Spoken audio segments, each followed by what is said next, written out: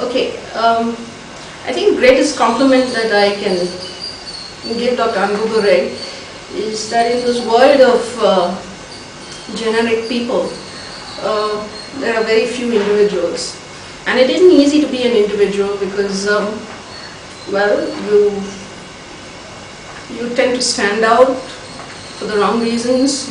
Well, you get made jokes of. But that's the entire thing. I mean, history is full of people who have been dismissed for their individuality and have been proved right in the future. So who knows? I mean, here we might be talking about some true visionary we haven't really gotten the hang of yet.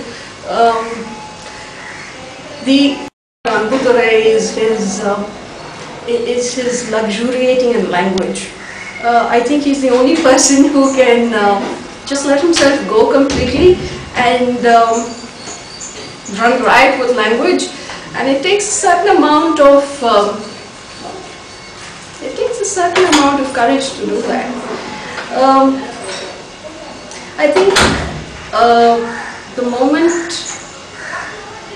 it's been easy to respect Dr. Anbudorai for the fact that he started helping the banyan, for the person who listens to residents for hours on end and doesn't put time limits on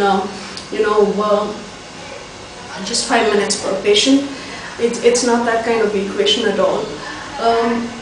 For being there in the moments of complete crisis, of rising above what ordinary limits people give themselves. But I think I truly respected Dr. Anbudorai when he managed to do what he did with the Chennai volunteers. The reason being that it's all very easy to do things by yourself, but it's a different thing altogether to be able to mobilize a group of people and sustain that. And a group of very diverse people who are making such a concrete and positive difference. That is achievement, and well, that's Dr. Anbudorai. Done.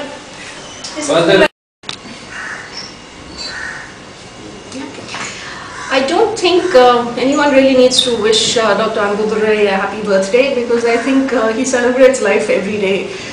This is the kind of guy who wears a pink kurta with a veshti, or who dyes his hair purple. He doesn't need occasions. He just is. So yeah, well, happy birthday every day of the year.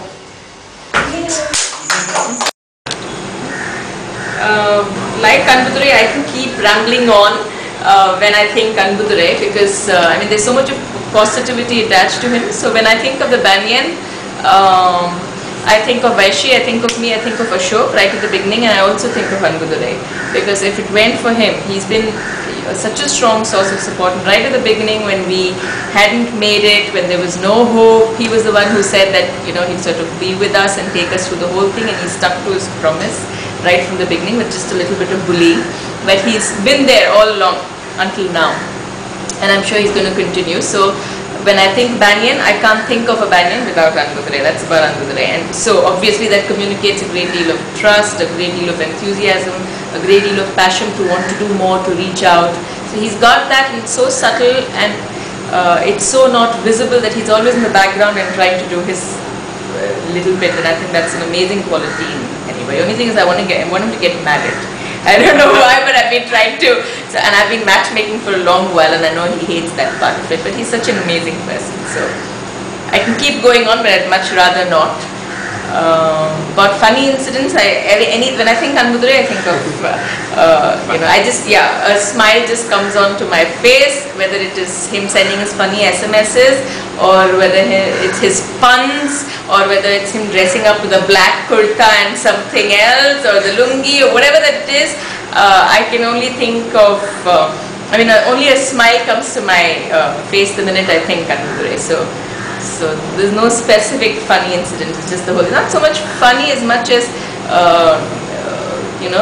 sort of feel good.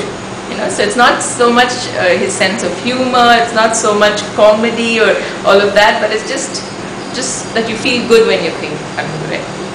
Most times, except when he starts irritating. Then about Tap Chennai volunteers, well, what can I say? I think this kind of spirit that we see that is so independent of the banyan and yet a part of the banyan is something that we're really proud of. Different people, professionals, busy in your own ways, coming together to crusade for the rights of those who don't have too many people, to crusade for the rights of the marginalized, to think on their behalf, and to do it with such enthusiasm, with such gusto, and with such spirit, I think is amazing.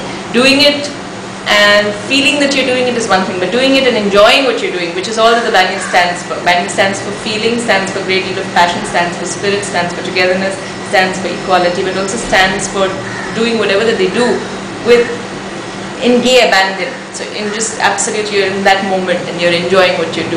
And I think that I see in every single Tap Chennai volunteer, independent of the banyan. So there's a perfect match there, and I just wish that the two of us just continue in our parallel journeys towards a common goal. Well, the message. Mrs. So how old are you, Dr. Anbudorai? 40 years? 43 years. Young, I should say, because there's so much of youth in him. So I can't see him growing old, but I just see it as another occasion for him to celebrate. The last year, I remember my birthday gift to Dr. Anbudorai to you was a new hairstyle. So I'm thinking of what to do, something wicked this time, maybe a little date, a blind date or something like that. Let's see what I can think of. But happy birthday and all our best wishes through the whole year. Thank you. Thank you so much.